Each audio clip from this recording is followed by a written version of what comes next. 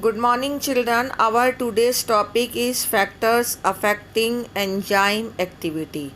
Previously, we have already discussed the nature of the enzyme actions and how do chemical conversions are affected by the enzymes.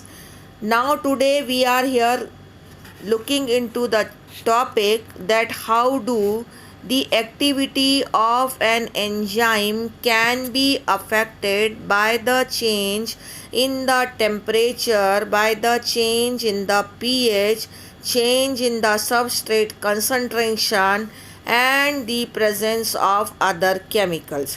So these are the four factors are there which can alter the structure of the enzyme so that its effects on the functioning of the enzyme also.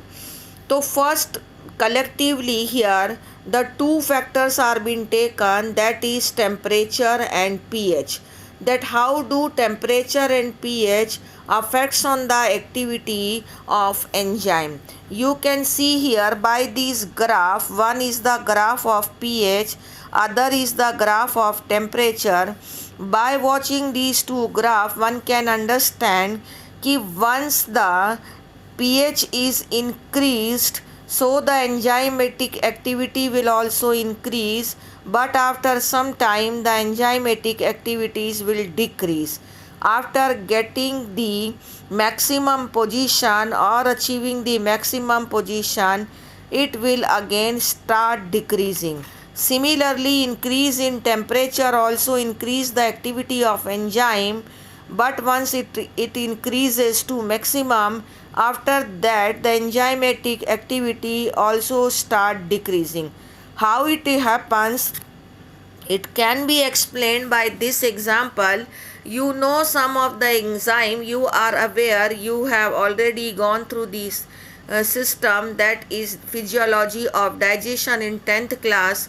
You have seen that in stomach, and in the stomach these example are not given in your book, but I am explaining you that in the stomach the hydrochloric acid is there, and enzyme pepsin get active only in the presence of hydrochloric acid. That means enzyme pepsin get active only in the acidic medium. This acidic medium provides the condition for the activation of enzyme pepsin. So this is one of the enzyme, that means hydrochloric acid, and acid has pH less than the 7. This is the various parameters of pH is there.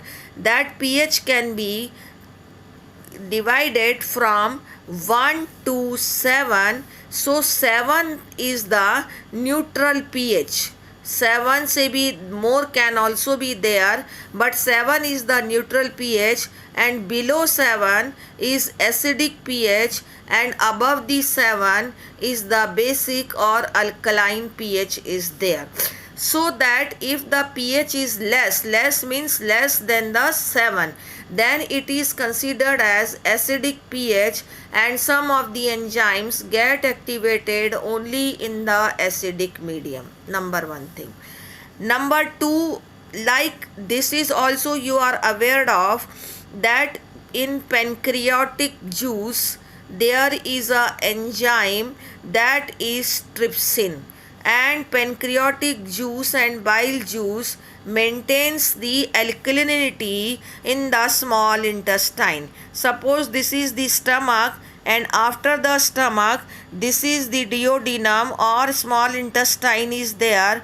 First part of the small intestine, here the pancreas is there, and here the liver is there. So that the juice of liver and pancreas, I am just drawing the rough diagram to make you understand.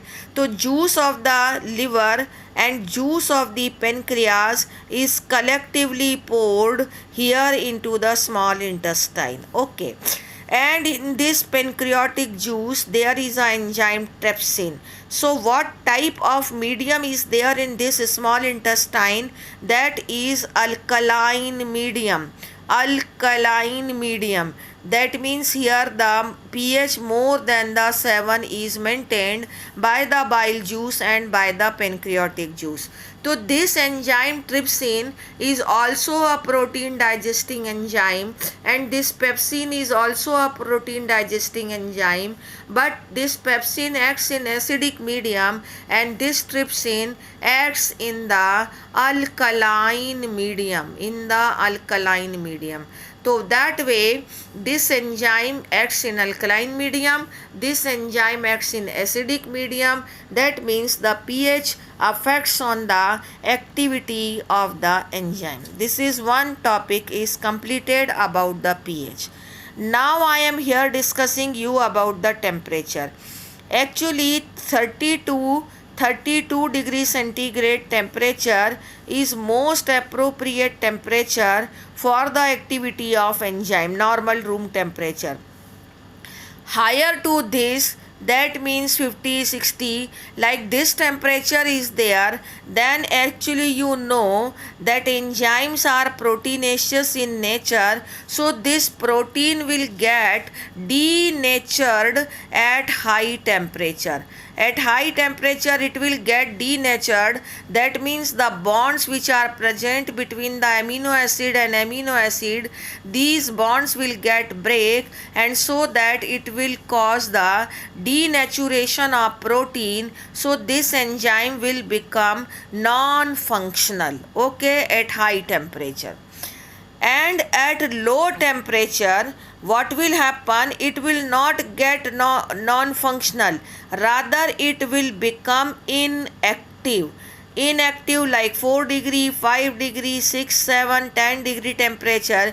We keep the things in food item in the fridge or in refrigerator. Why do? Because there the low temperature is there, and at low temperature the enzymatic activity slows down, so that it stops the ripening and ultimately the spoiling of the food. This is the principle of keeping the things in the refrigerator.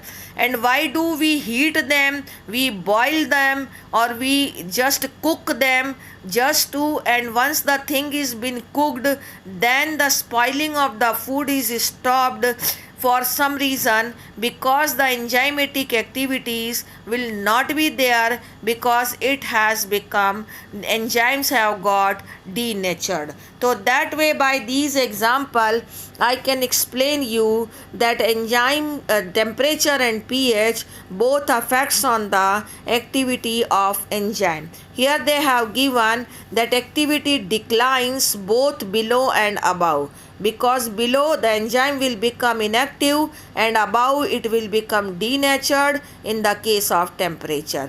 So optimum value is required, and low temperature preserves the enzyme temporarily, makes them inactive, whereas higher temperature destroys the enzymatic activity because it is proteinaceous. It is also written here. Now the third topic which is coming and which is very important, its graph is been drawn here. You just focus on Vmax by 2 and Km, and this graph and velocity of the reaction is here this side, and substrate concentration is this side. These things you focus upon first, then I am explaining you the concept of this. Topic has come here. Concentration of the substrate. Concentration of the substrate can be explained that first we have taken a definite amount of the enzyme.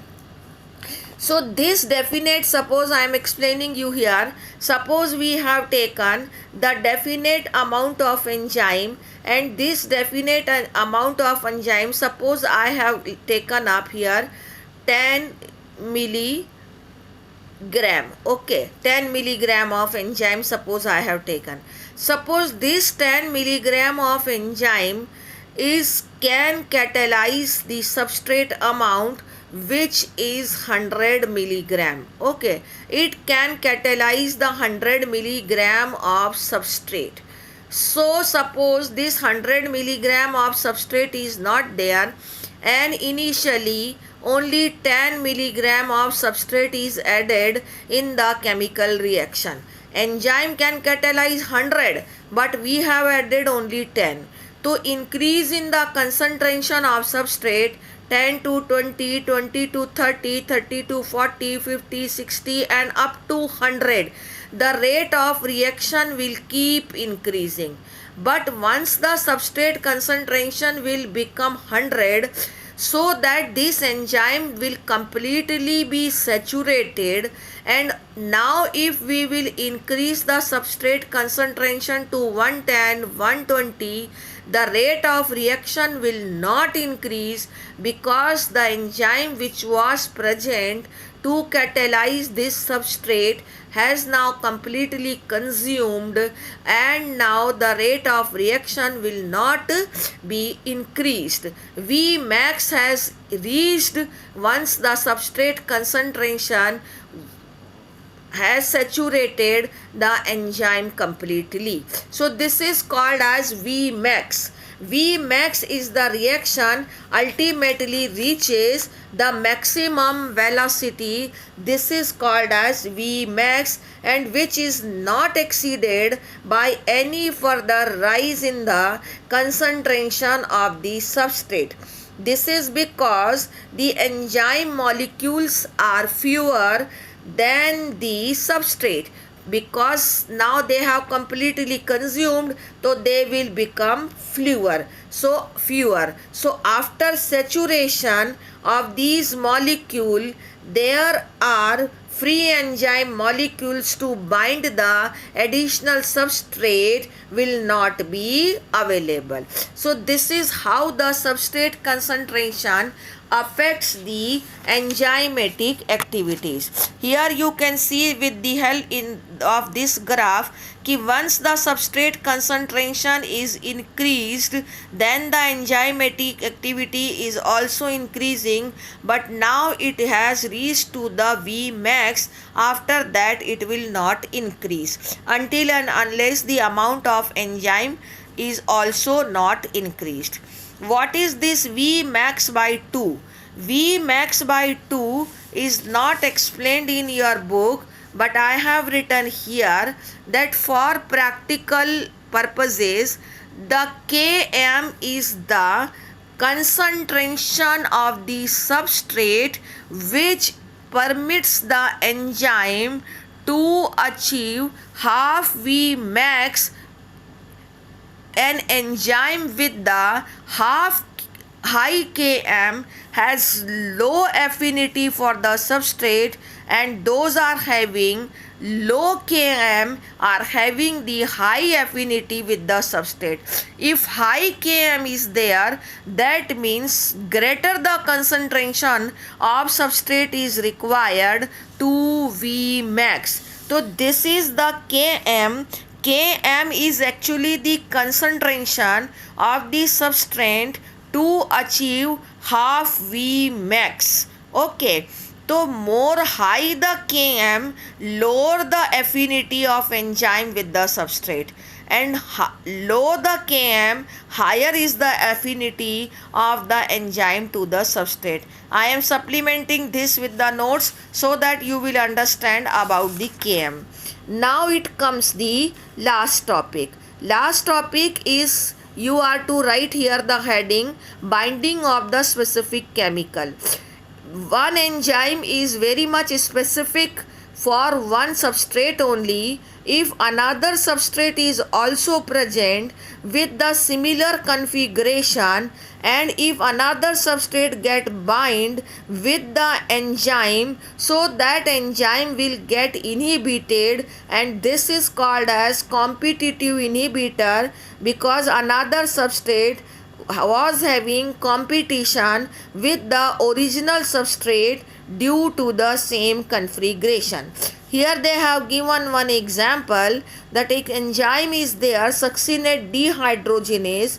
It has to bind with the succinate, but malonate is another compound which is also having the same configuration like the succinate. Configuration means active sites. So that this dehydrogenase, succinate dehydrogenase, will now bind with the malonate in place of succinate. So succinate will not be able to bind, so that the reaction will stop. Configuration means these active sites. If the same active sites are there of two substrate, so one of the substrate will bind with this and another substrate will not bind. So that way there will be a